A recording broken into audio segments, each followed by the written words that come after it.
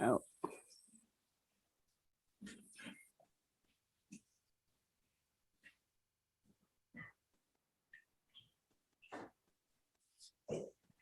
Nothing happened. It's gonna. Got it here. I need to do something. Would you come here, please?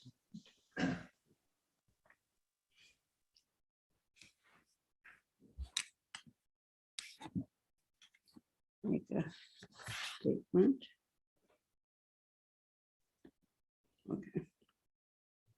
There's Dale. Yeah. You can shut it. Showing.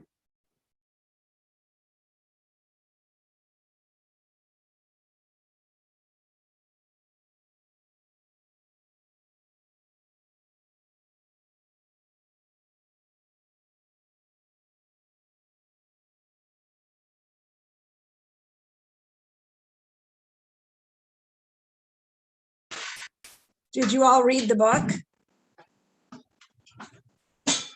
I just finished it at about 6:20. So here we are.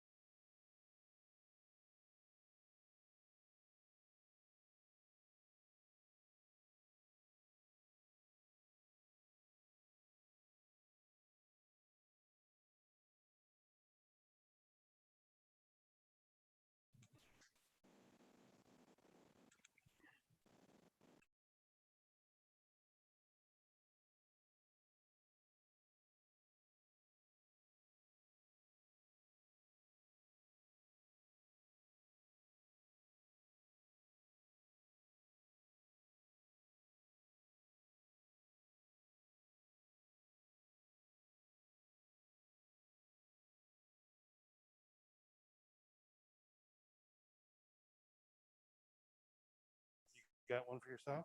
Yes, do you want me to? Oh, Like, let me split it in half or something. yeah. Thank you. Yeah. You ready? Sure.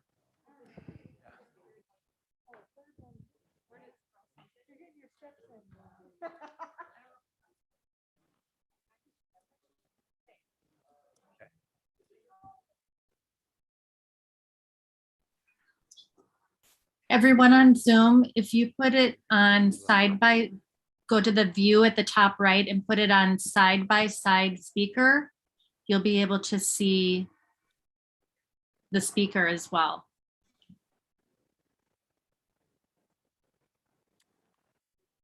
Okay. Good evening to all of you. Welcome to our first Faith and Forum tonight. I'm just going to say a couple of comments about what Faith and what the forums are attempting to do, and then I'm going to turn it over to my friend and colleague Sarah, and she's going to introduce our speaker tonight. Before I do that, let me check though. Can everybody on Zoom hear me? Give me a thumbs up. It's a little quiet. Yeah, it is very faint, very faint. Is that better? A little, Is that yeah. better? Yeah. Okay. All right. What do you think? Is that better? It's still pretty quiet. Okay. Do we want to work on? What do you think? Is this better? Yes. If I'm holding, is that actually better? Is that better? Can you guys hear me any better? Yes, that's much better. Okay, that is much better. Okay. Well, hey, we're going to make adjustments as we need to make adjustments. That's perfectly fine. So yes, welcome tonight. My name is Christian. I'm the teaching minister here at Colonial Church, and just a pleasure to be able to welcome all of you. The Faith and Forums is a series of opportunities to come together, to listen to speakers, to have educational experiences. Perhaps we might ask you to read a book and come in and have a conversation about it. And the sort of the backdrop is simply the idea that this community, I think, believes firmly that faith is not just something that happens on a Sunday morning or that happens in the context of a Bible study. Rather, it's something that intersects with and encounters the whole of our lives. Tonight is sort of as a subset. We offer these different forums, and the subset tonight is around faith and justice. So let me, without kind of going too long, because I am the teaching minister and I have a habit of going too long, let me ask my colleague and friend Sarah to come on over. Okay.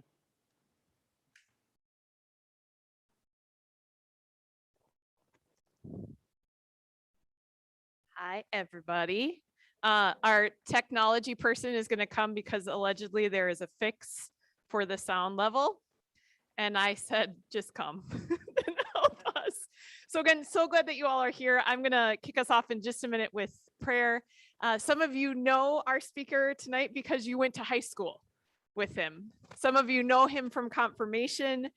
Drick Boyd grew up in this community, literally both this church and also then in Edina, and has had a journey from there of continuing a life of faith. And in living out that faith, which you'll get to hear more about, is the ways in which I think being encountered by the love of God in Jesus continues to invite us to be encountered also by one another, and to ask questions about what it means to live in this world and to become changed and transformed. You'll use your own language for all of this. I'm getting nervous. And so actually it was Eric Hansen, who's a member of our church community and on the facilities team, who sent a note connecting us. And it's just been such a joy to get to know you a little bit. And if you haven't had an opportunity, I can't recommend the book highly enough to you. It's full of heart and honest and earnest. And I think in a world and at times when things are reduced to political sound bites, your heart comes through in this. And I think it's an invitation to all of us to bring our whole selves and our hearts into continued encounter with the God of all love and with the God who has made every single one of us, and desires that all people would be able to know the shalom and love and justice of God's reign on earth, and that we would be able to participate in it. So looking forward to the conversation tonight. For those of you who are on Zoom or on YouTube, thanks for tuning in and being a part of this. We'll be working to make sure that we have everything set up so you can also have conversation and discussion. And for those of you in person as well, we will also be doing that. So as we continue in this time together, will you join me in prayer? God, indeed, we give you thanks that you are both the God of all love, the God who is in the business of healing and life, the God who meets us on all of the journeys, inviting us to not remain as we've been, to become changed and transformed. And God, I thank you that you are for us in that we might be free, and that we might in that way also participate in your freedom and in the coming and in the realization of your kingdom and your goodness. So God, by your Spirit, meet us wherever we need to be met tonight. Continue to open us. God, we give you thanks for the beauty of the diversity of your children. Might you help us to continue to live in that beauty and to create it one with another. For it's in Christ's name that we gather and we do all things. Amen. All right, turning it over to you. Okay, Are I we guess I set better back? ask, can people hear me online? Okay. Well, can you hear me out? Can you hear me out there? All right, good. Yep. All right. Okay. Well, it is really a pleasure to be here. I want to thank Pastor Sarah Garber for, I shouldn't say inviting me to speak, because I sort of invited myself. Eric Hansen and I have been friends ever since high school, actually since junior high. And I knew I was coming here. I'm actually going to be participating in my 50th high school reunion on Friday and Saturday.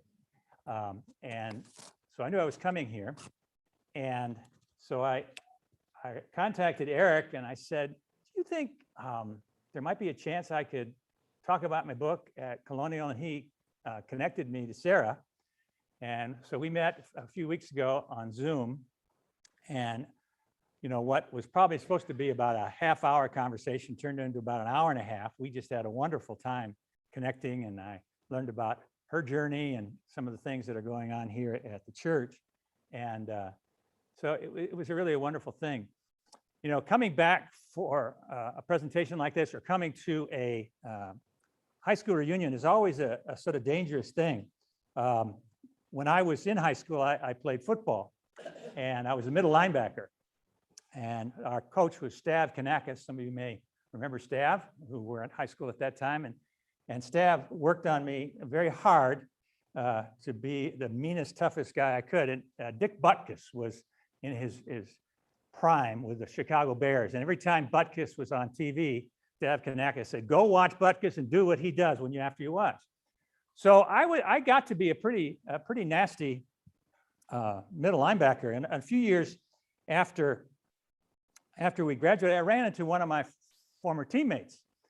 And my lasting memory of him was at the end of the season on our senior year, him being passed out on the floor, just stone drunk before hardly anybody had shown up at the party. That was my lasting memory of him. And so we were talking, he said, oh yeah, I'm going to Wheaton College, you know, the Christian college. And I said, Wheaton College? The last memory I had of you is you stone drunk out on the floor. You know, I didn't know you were a Christian. And he said, oh yeah, I've been a Christian, you know, for a long time in my life, even when I was a kid. I said, well, I'm a Christian too. And he said, what, you a Christian? You were the meanest. And then he proceeded to tell me how nasty I was in practice and everything. So when you come back, people have memories of you that you have long forgotten. So it's a pretty dangerous thing. But I thought I'd come. As Pastor Garber said, I grew up in this church, actually not in this building, but in the old building on Wooddale Avenue. And also, Pastor Jeff Lindsay officiated at the funeral of my parents, Sis and Derry Boyd, who were members of and active in this church as well. So the last time I was here actually was for my father's funeral in 2016.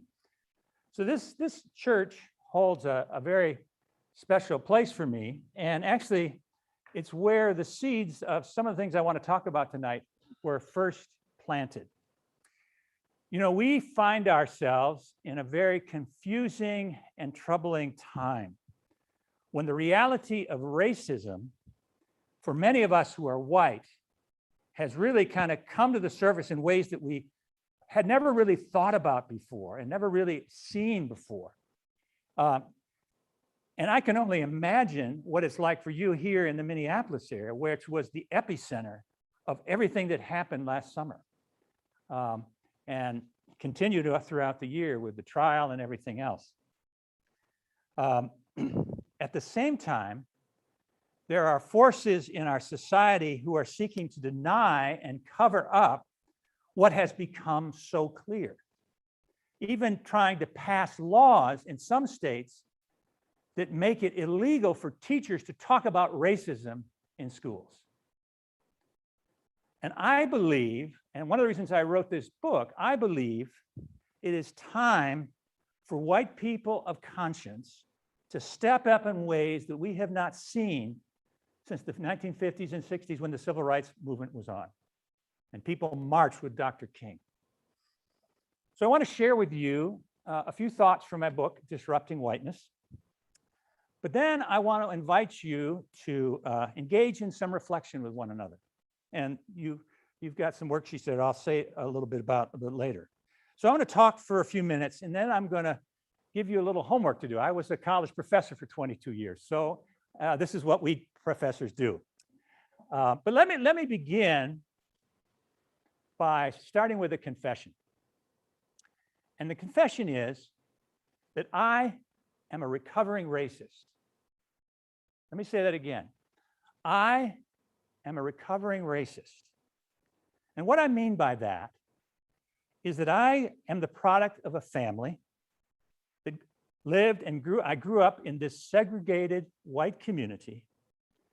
And I'm a citizen of a national culture that has led me to believe as a young person that as my experience as a middle-class, white, heterosexual male was basically the same of people of all races and walks of life. I was raised to believe that the success I had in life was the result of my intelligence and my hard work. I grew up believing that the education system, the criminal justice system, access to health care and good jobs, and all the other institutions in our society operated in basically a fair manner, regardless of a person's race or background. All one had to do, I believed that as I was growing up, is they had to work hard and apply themselves, and they could do well in society. I was raised to believe that those who did not do well just did not apply themselves. So whatever I achieved, I believed was a result of my playing by the rules and working hard. What I didn't realize was the game was rigged in my favor. All those systems I mentioned, the education system, the healthcare system, the law, employment, and many other things were tilted in my favor. As a result, I was socialized to believe that I was just a little bit smarter and a little bit more resilient, and I worked a little bit harder than anyone else. And the fact that most of the people who achieved what I had achieved were also white, I didn't think was due to race. It was just that we had put forth the better effort.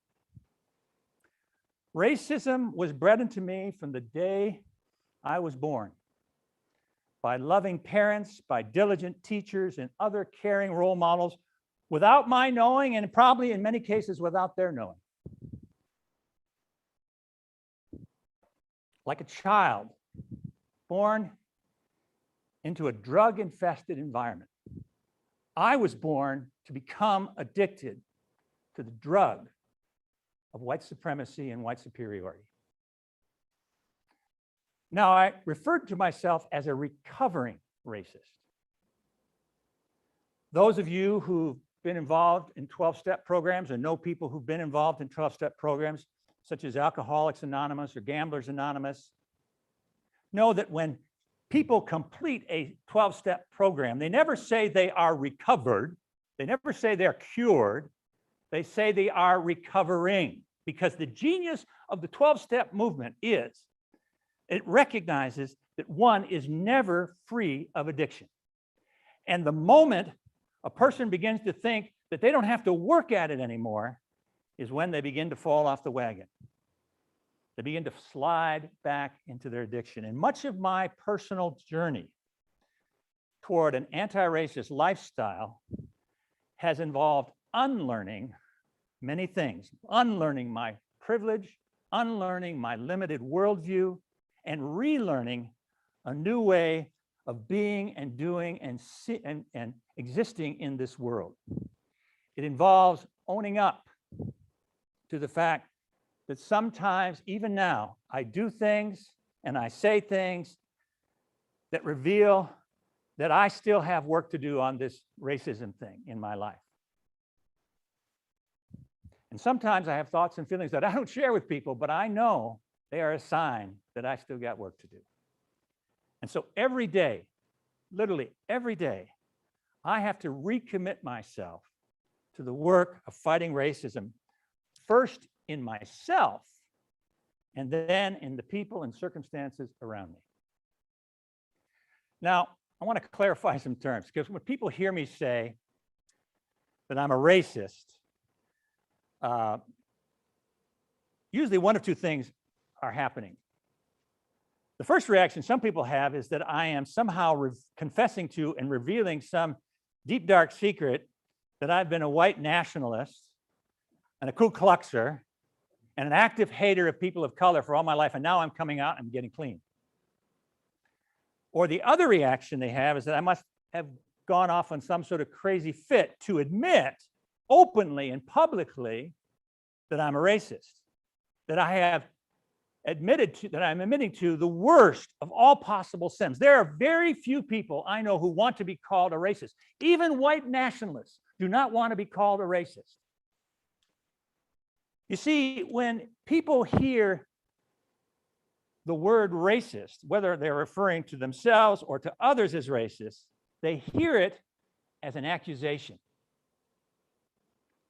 You're a racist. You're a racist is one of the most damning things in this culture that can be said of another person. Racism is a deep scar on our history, and most white people want to move past it. We may have had slavery, we may have had Jim Crow, we may have had lynching, we may have had the civil rights struggle, but all of that's in the past, and we're moving forward. No way. We are good, upstanding, caring people. We are not racist. But when I say I'm a racist, or when I suggest that all of us here in this room might be racist, I'm not making an accusation. I'm making a diagnosis.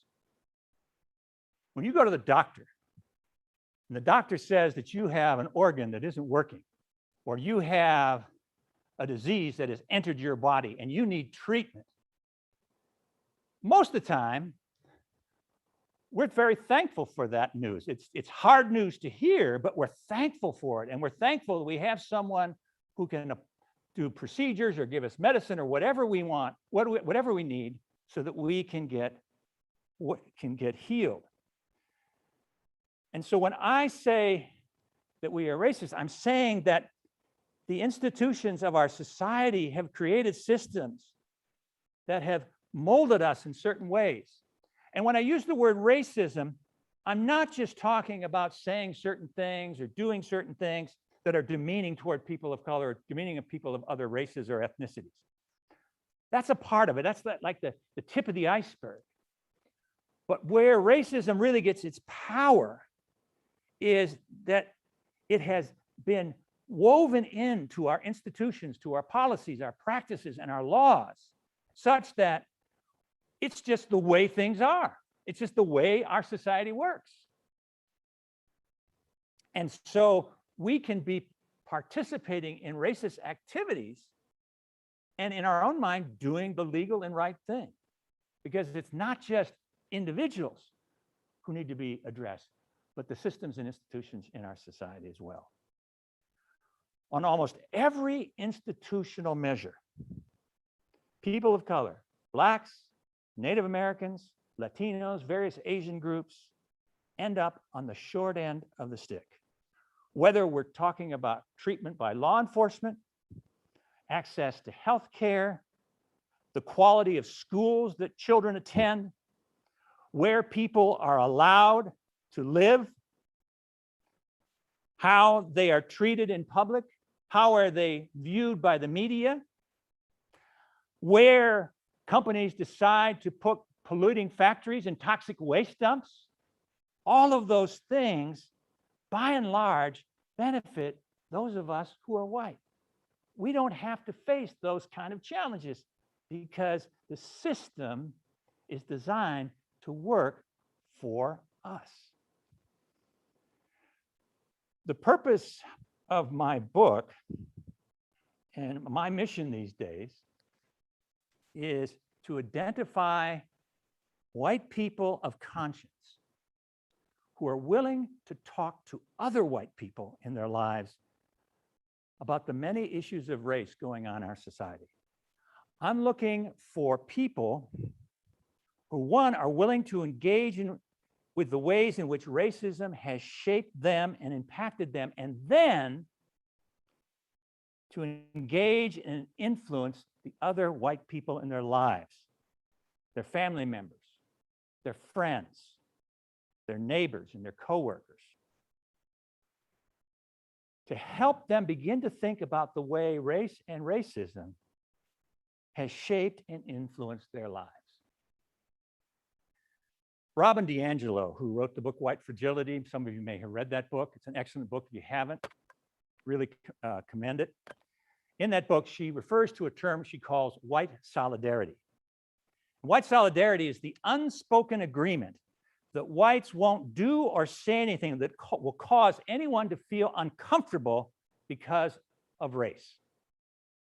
So at family gatherings or at meet and greets or other kind of social settings, when someone says something that's overtly racist or does something that's overtly racist, very often excuses are made for, or they'll say, oh, it's just Uncle Joe. You know, that's just the way he is.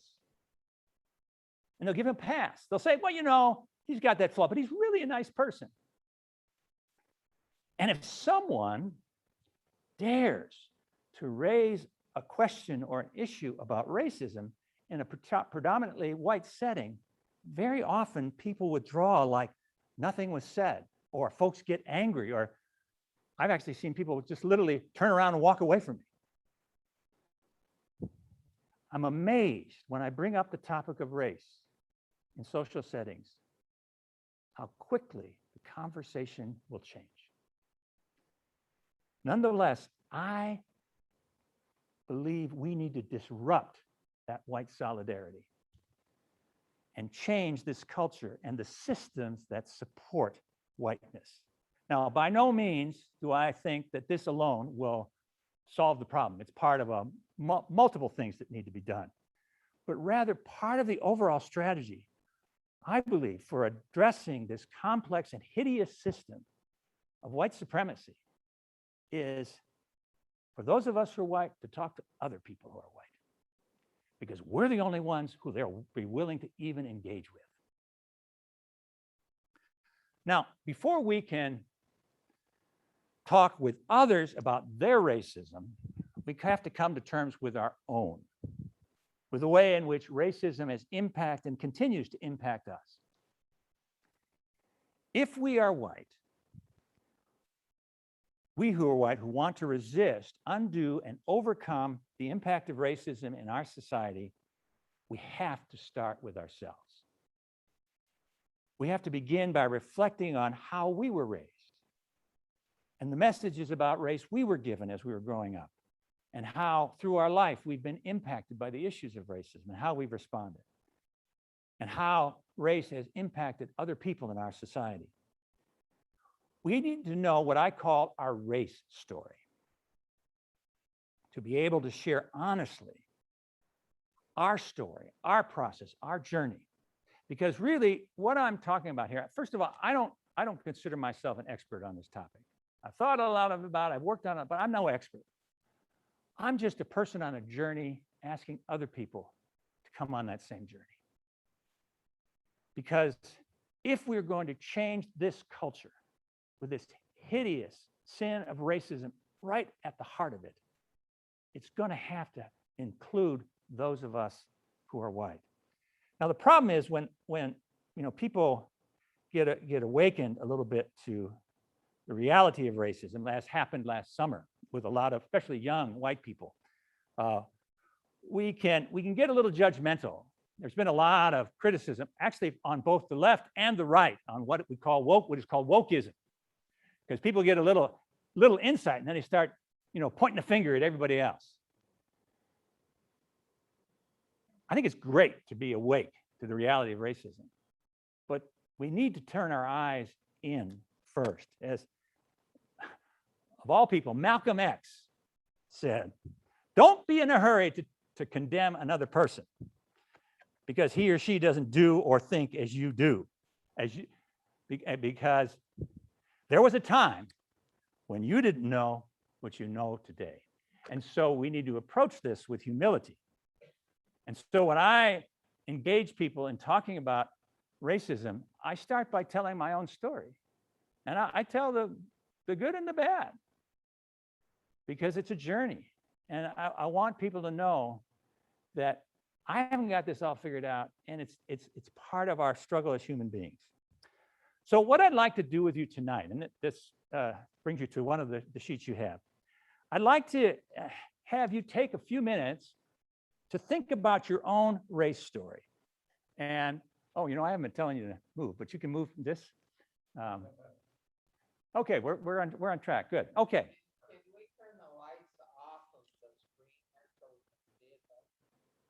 Yeah, I was wondering if you could see it.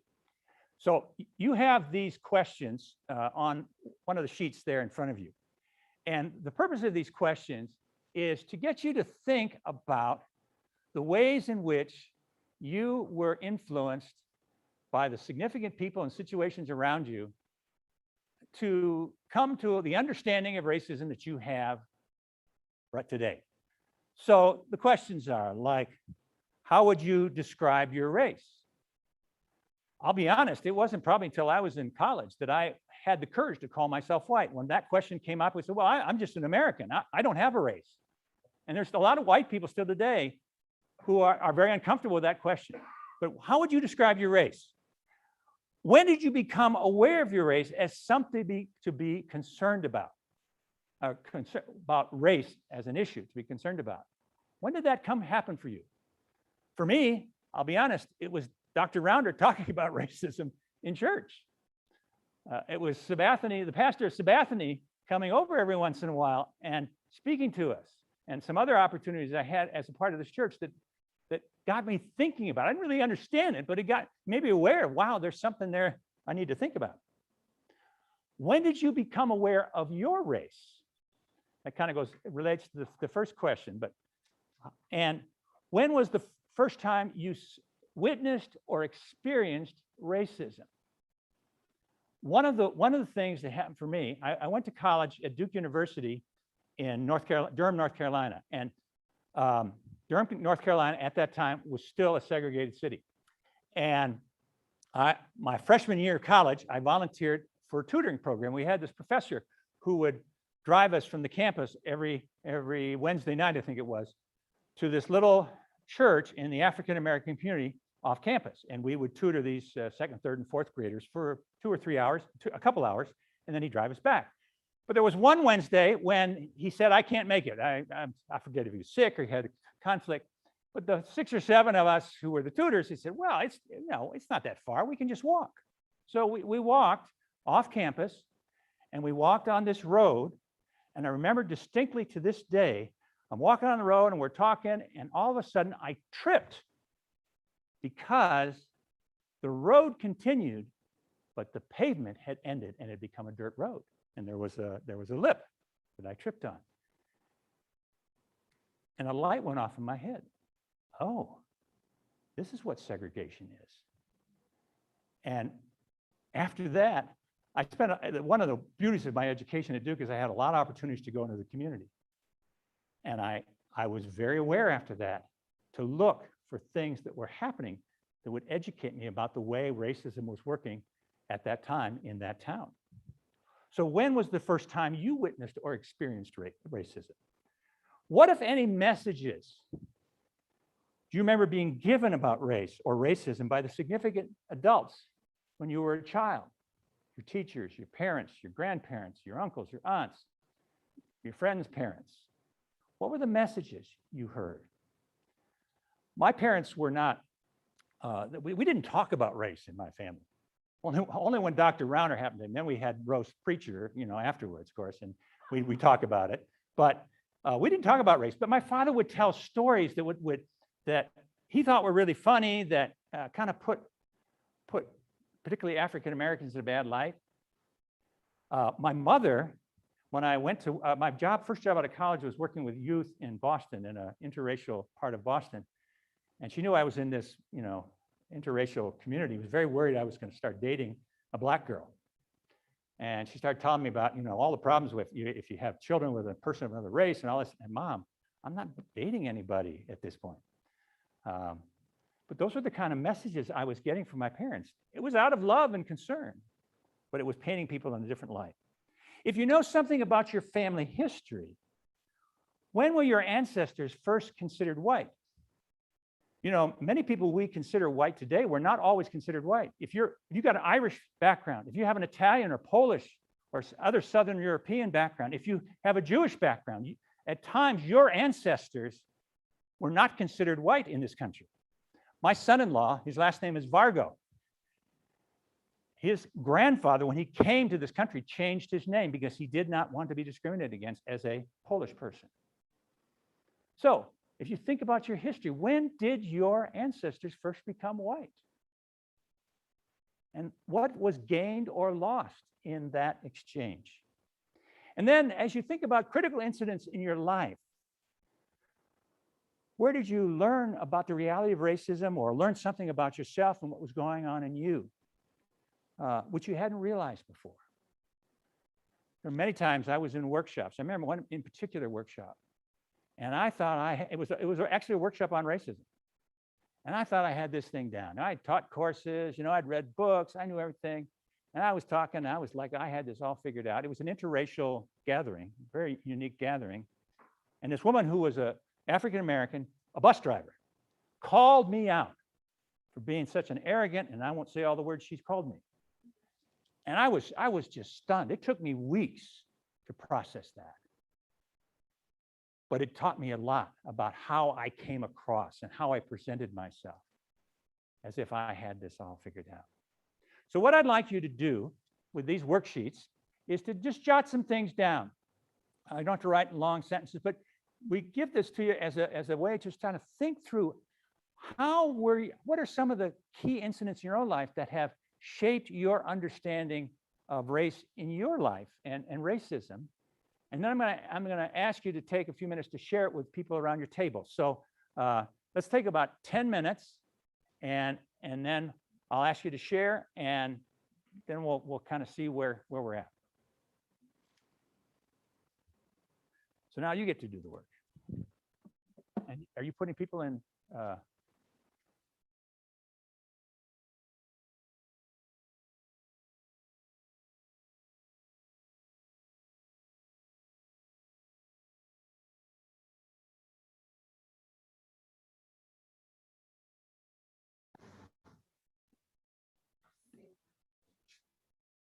Hey, folks.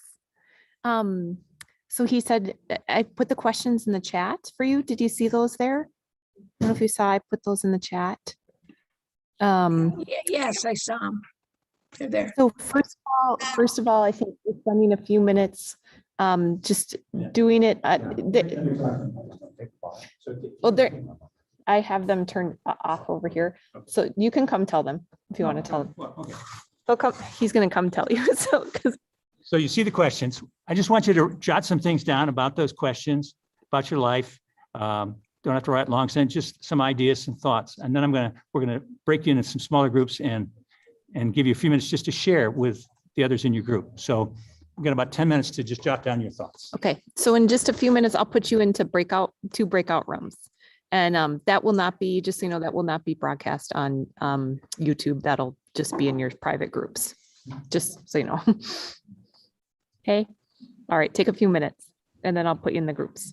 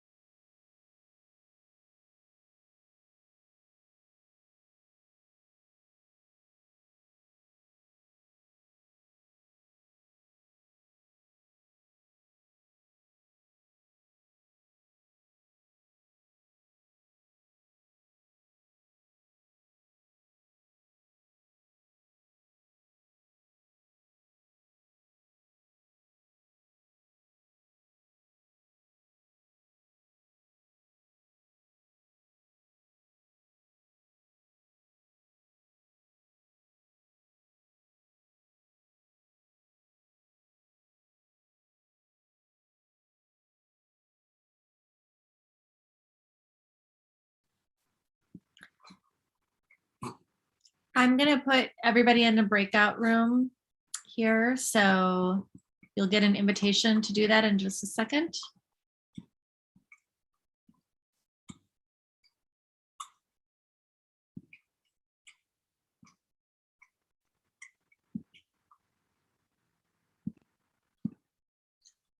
Okay, I'm gonna open these up and then you'll get a 1-minute warning. Betty, did you have a question? Okay.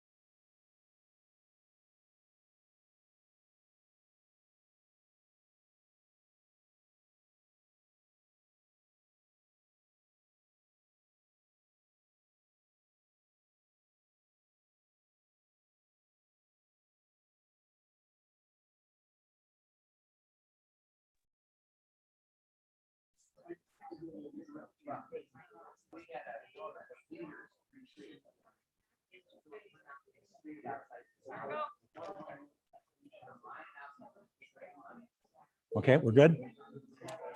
Okay, if I could have your attention.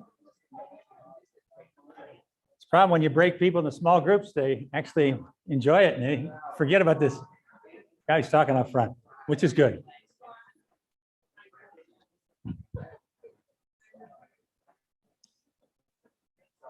So what I'd like, in a few minutes we have, is if you are so inclined and brave enough to share, what are some of the insights you gained or things you shared or remembered about the way racism intersected your life? Any sort of things anybody would like to share?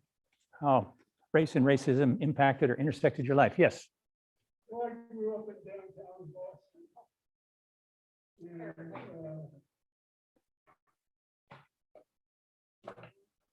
the early 40s, problems in Boston, but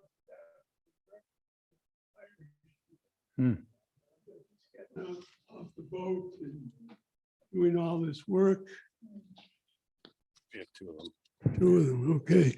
So That's gonna intimidate anybody from sharing. You know that, Christian. I'm sorry. Go ahead, sir. So, everybody went around, if someone wore a cross, you knew they were a Catholic and they were referred to as mixed. Mhm.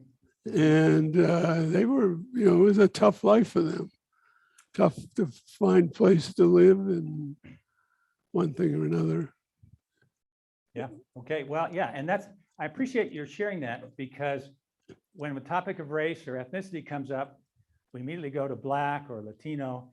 And yet, there have been a very strong animosities throughout our history with a whole variety of groups. And I lived in Boston and Jamaica Plain. Where in Boston were you? I was in Kenmore Square. Okay, more square. Okay. And we had a strong Irish Catholic contingent along with Puerto Ricans and African Americans in my part of Jamaica Plain. So it was a rough place, Right. There was a circle there, a rotary that they Right. often met and had to head it out. So yeah, I know much about Boston. Thank you for sharing that. Yes, sir. Hold on. You do. It's coming. There's two of them. Suzanne and I both went to a large suburban high school in Chicago. And it was in LaGrange, Lyons Township. If any of you know Chicago, we had somebody here who did. And we had very successful athletic teams in our school. And Black people, the Black guys, girls didn't play sports in those days. The Black guys were often key members of these teams. But they lived in actually a separate little community called Congress Park, kind of over. And they all went home to Congress Park at night. And so they were really invisible. They were in school during the day. They played sports at night. And then they went to we didn't know where. But I mean, we didn't think about it. They just disappeared and the white kids all went on with their business. So they were like, as I think back, they were like hired help, and we imported them to play sports, but we didn't include them in anything else. Yeah. Yeah. And that's that's a helpful, you said Chicago, outside Chicago. Yeah. We tend to think that, the worst of racism was in the South, right? But Chicago, Boston, all the places I've lived, and I've lived in several different cities in different parts of the country. Boston was the most racist place I ever lived. And I was there during the busing crisis. So it really was kind of like what happened last summer. It really blew up. So who else? We're here. Got one for online. Also, if you're on Zoom, if you can raise your hand, if you do want to participate, and I will get you incorporated. For me, it was a case of, I had actually never even seen any Black people until I was in 4th grade and we moved to North Carolina. And I remember waking up in the car and saying, look at all the black people. You know, it was revelatory, but so we never discussed it because it never came up until my brothers, who were athletes, brought home teammates who were black. And then they were told in very strong terms by the other white members of the team that was unacceptable to bring those black kids into our house. How did your parents react? As far as I recall, they just said, it doesn't, you have friends and your friends are your decision. They didn't. So I guess there was acceptance and no judgment. And in North Carolina, that was tough. That was tough things to say. That was not, so well, hats off to your parents and your brother. Anyone else? Over here? You got one too? Okay.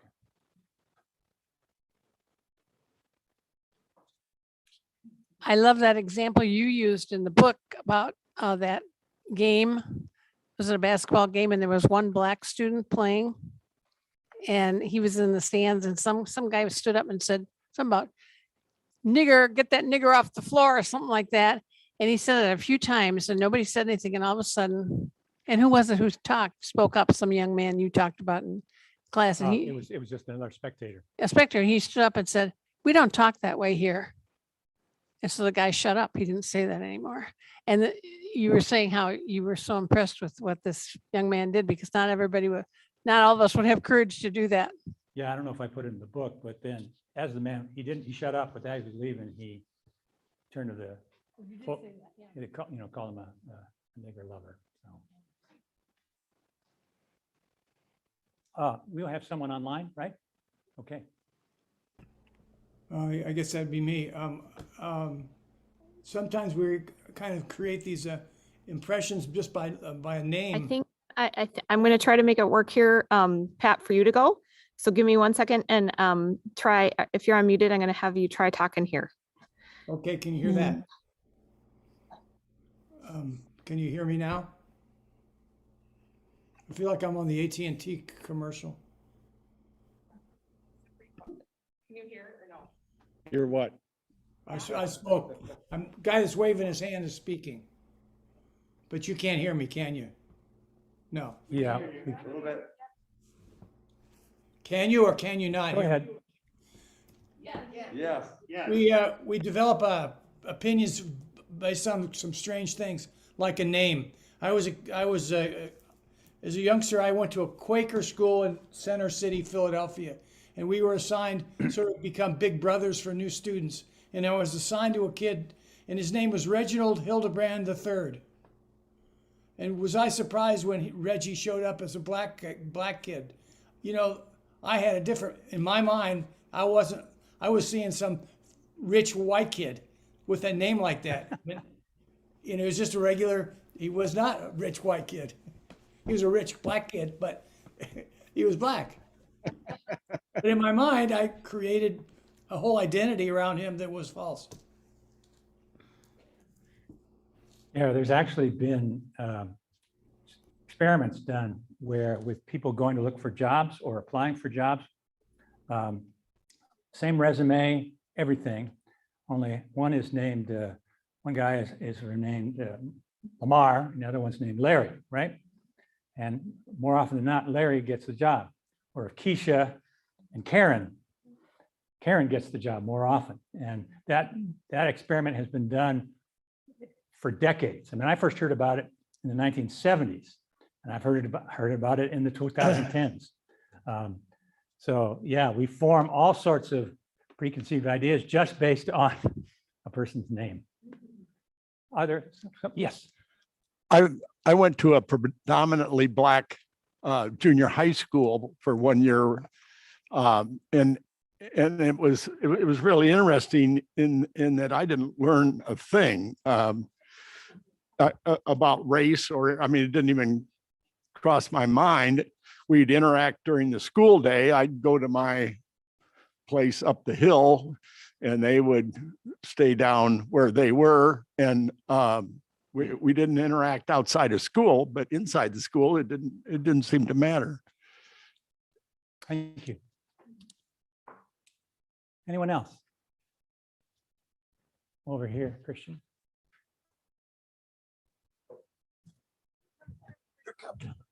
Christian's. That's right, that's right. Christian didn't get his workout today, so we're putting him to work. Today's leg day.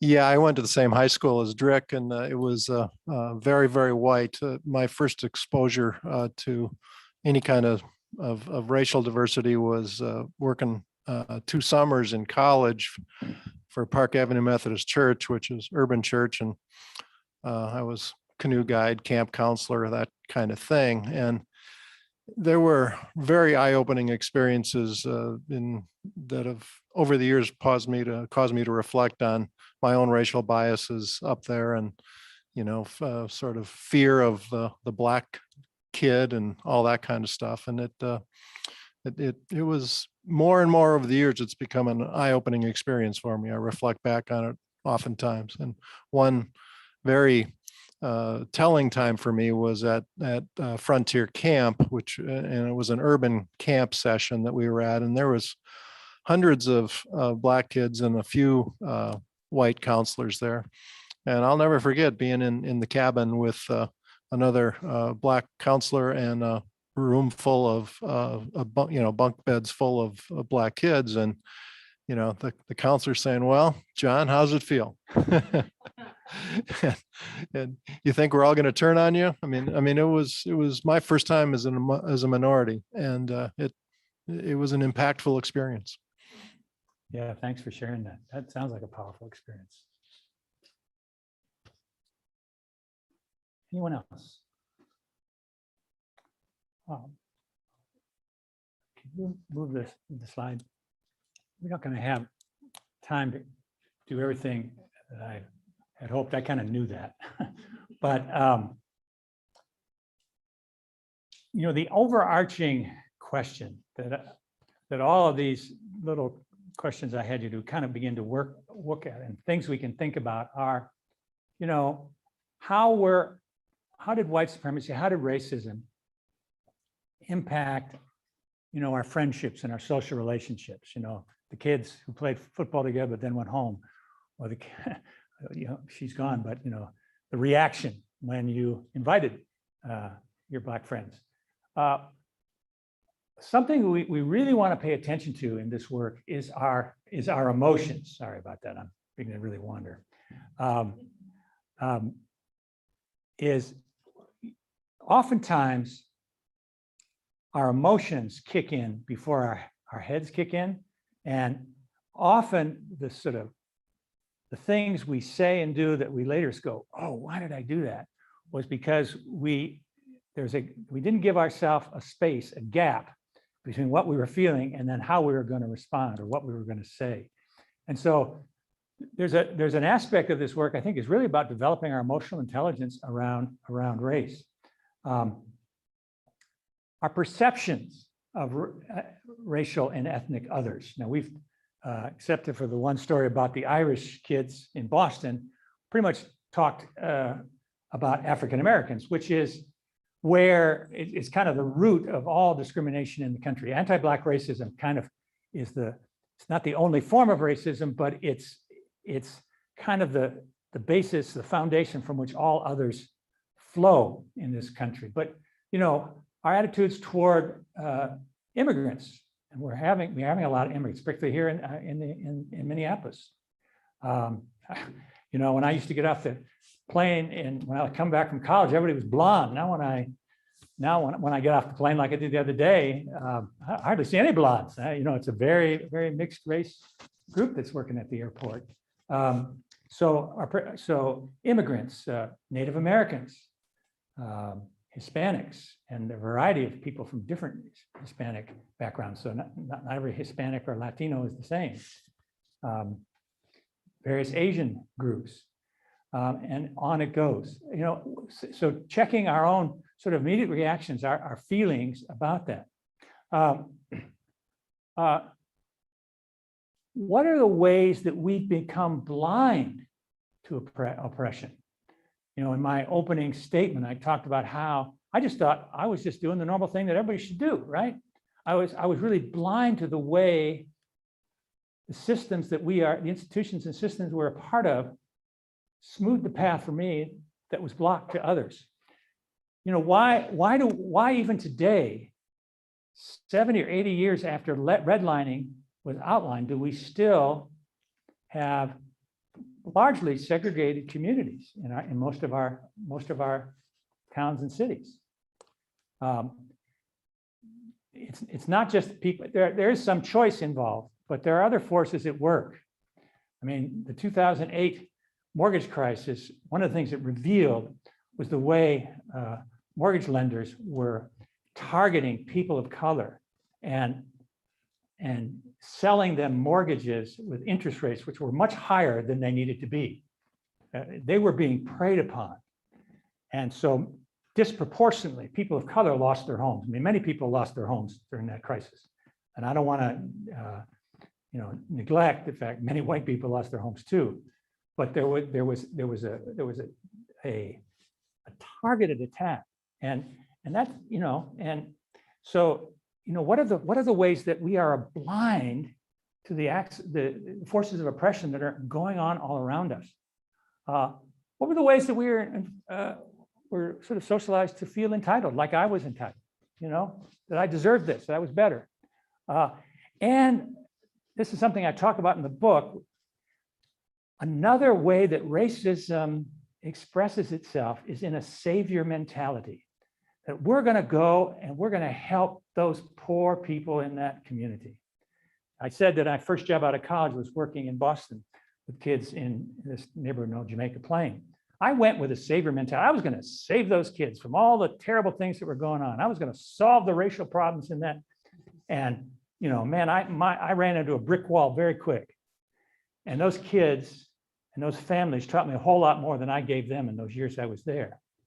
But that savior mentality often blinds us to the fact that people in these communities have been surviving and have been developed a kind of resilience in a very racist and oppressive society that we can learn from. There's strength there.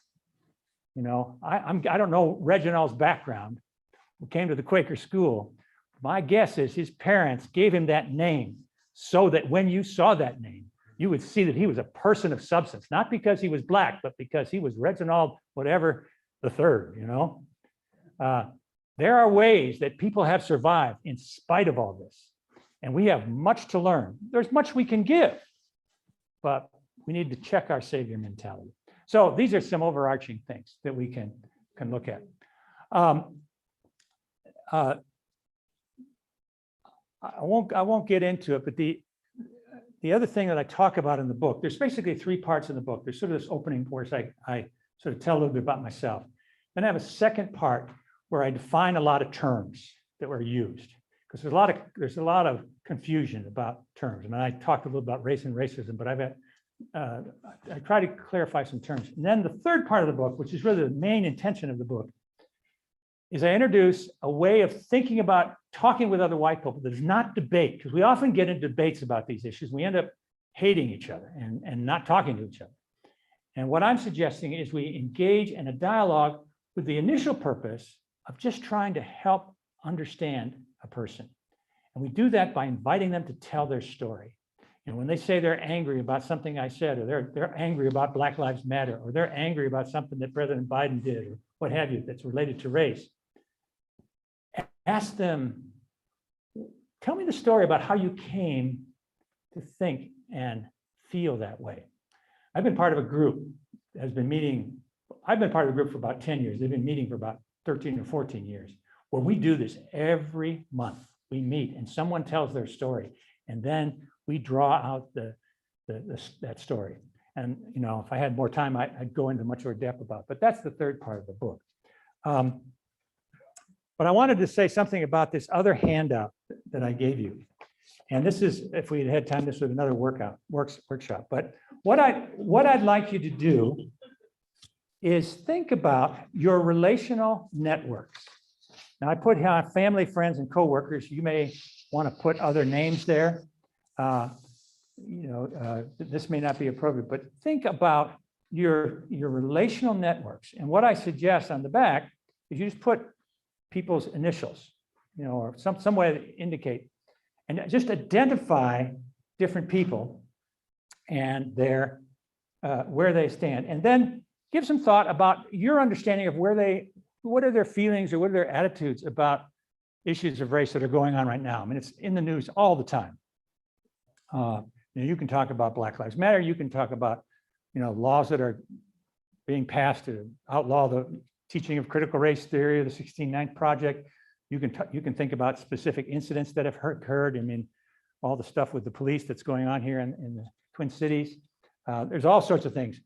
How do you think people are feeling about that in these people? And make some notation. Are they kind of supportive of maybe where you are? I mean, first of all, I guess you got to ask yourself where you are on these issues, what your feeling is. But then, are people, kind of progressive in their thinking? Are they unsure? Are they? They just don't care? Or are they really outspoken and opposed? And just think about where people are, and then choose someone who's most like you to start with. Don't start with the hardest person to ever, whose mind you'll have the hardest time to change. But just start with someone that who you feel comfortable with, they feel comfortable with you, who may have some similarities to the way you think and feel about these things. And my assignment to you is to tell your race story to that person, and then invite them to tell their race story to you. You'll be surprised how transformative that discussion can be. We don't, in the white community, we just don't talk about this. And we're afraid to talk about it. And you may feel uncomfortable talking about it. I'll promise you that. You may feel uncomfortable. That's okay. This is like riding a bike for the first time. You've not done it. You've not practiced in it. The reason white people have a hard time talking about race, we just haven't done it. We didn't do it in our homes. We didn't do it in our schools. We don't do it at work. We don't do it with our friends. So we haven't got practice. People of color, they have to think about race every time they get up in the morning and then go out into the world. We don't have that experience. So you may feel uncomfortable, but I invite you to find someone that you could tell your race story to, and then invite them to share and just see where it happens and begin to disrupt this white solidarity that exists in our culture. So,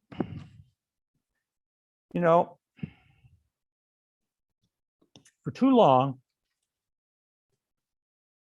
those of us who are white have waited for people of color to challenge the racist policies and practices of our society. And then some of us may jump in, right?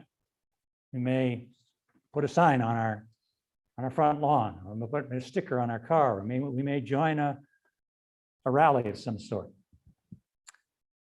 But I really think that it's a time for those of us who are white to do our part of the job in addressing this sickness of racism in our society. Because we're the ones who are closest to those other white people who may not want to talk about it, may even have negative attitudes about the topic. But we're going to have a chance to connect with them in ways that persons of color may never have the opportunity, because those people will just avoid them. I really believe that if we had been doing this work since the civil rights movement to the present, we wouldn't have had a Derek Chauvin or a George Floyd last May. We need to do this work. We need to change this culture. It's not our job alone. There's lots of other people who got to do their part too. We have to do our part. And it's just about having conversation and broaching the subject, and then seeing what happens. We got a couple minutes for questions or comments. So floor is yours. Yes, ma'am.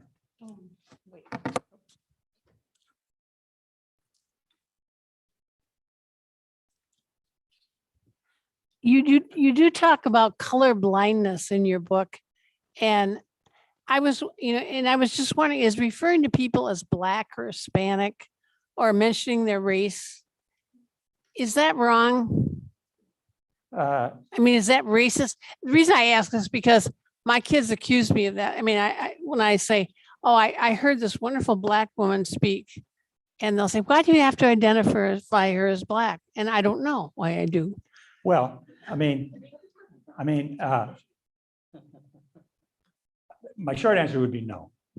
I think too often we try to avoid the conversation by saying, I don't see race.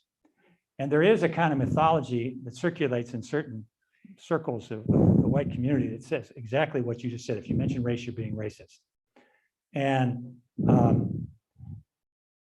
now you may get into a situation with an African-American saying, do you want to be called Black? Do you want to be called African-American? Do you want to be called Kenyan? No, do you want to be called Somalian? Because Black covers a whole lot. Same with Latino, right? Puerto Rican, Cuban, Salvadoran, you name it. So that's part of our identity. And so I don't think you're being racist. But one of the problems is if just like you say, she was so articulate, as if no other Blacks are articulate. Maybe Well, maybe yeah, they take that. There are ways that we can.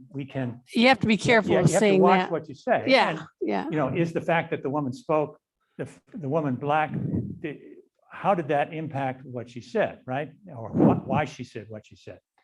It may or may not have any bearing on it. So, Yeah. Those are it's more complicated than yes Yes. or no. Yeah. Those are the things. But in the book, I tell the story of this woman that, I see you in a store, and she was just horrified when her son said, yeah, my two Black friends.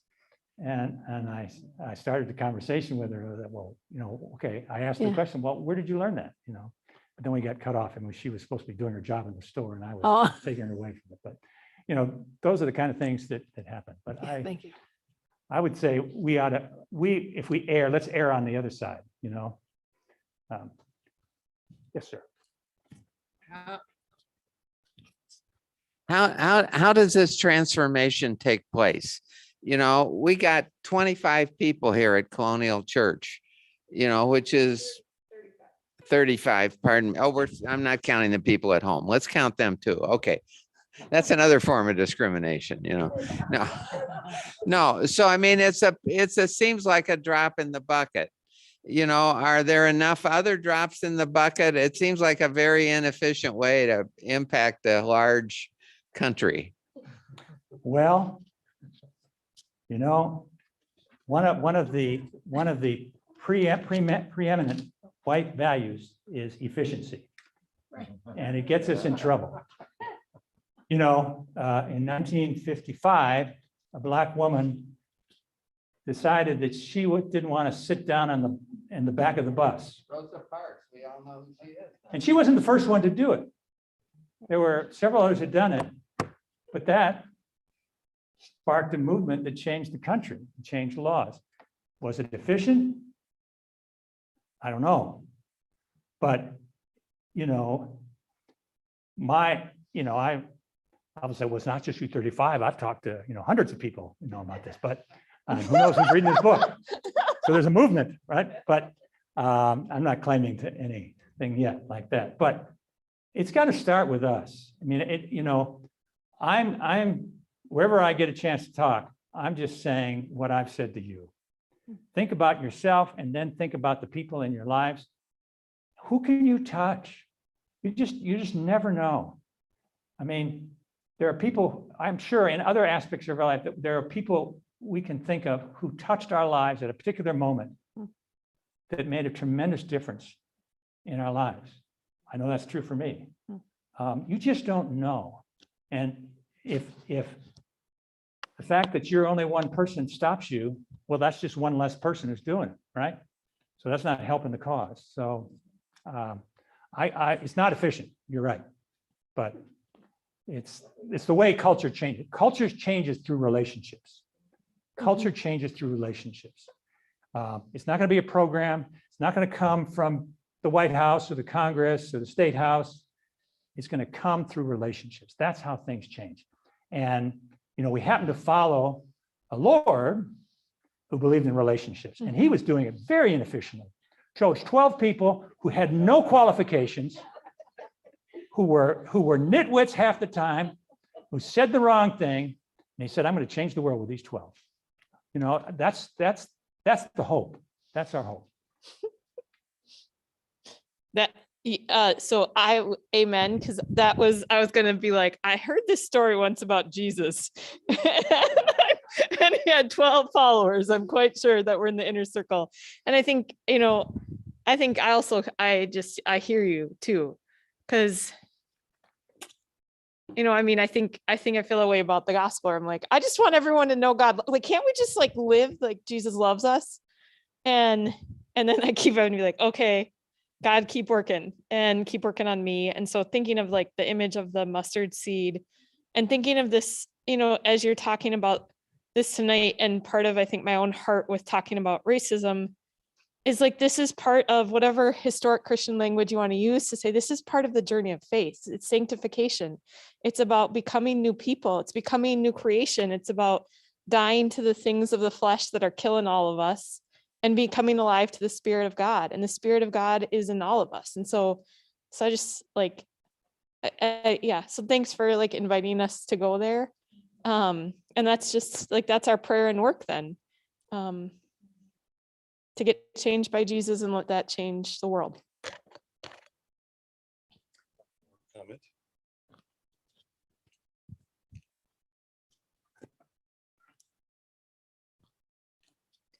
I have two quick things. First of all, I absolutely love and appreciate what you introduced about racist recovery. Let's get some racist recovery groups going. I would love that. So I have two stories, one of which occurred this morning, but that still makes me a little bit emotional. But I have a colleague who is Black that I work with a lot. And I remember when a lot of this was starting and we were having a conversation, and this still surprises me. She started sharing a story about how she would volunteer at these old mansions as a slave. And she would play these roles as a slave. And she thought she was doing this wonderful thing. And I remember saying to her, isn't that kind of putting you into an old role of racism? And isn't that kind of putting you down? She goes, wow, look what you just did there, waking me up.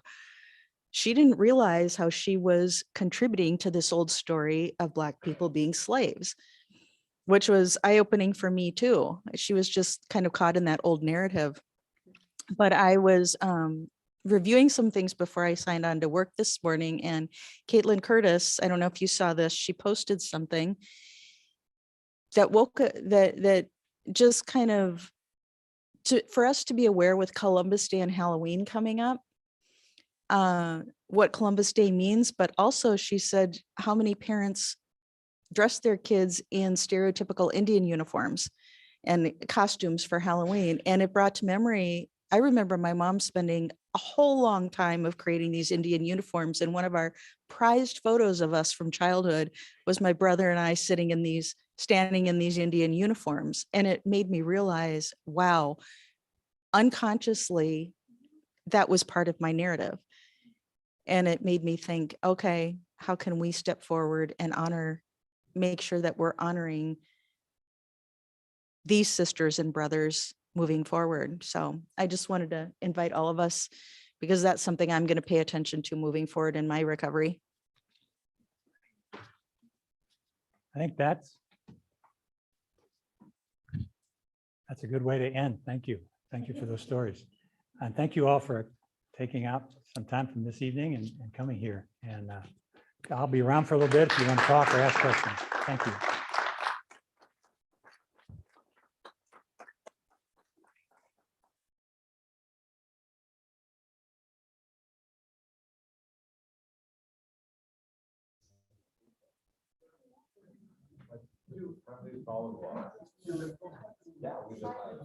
Thanks y'all for being here tonight.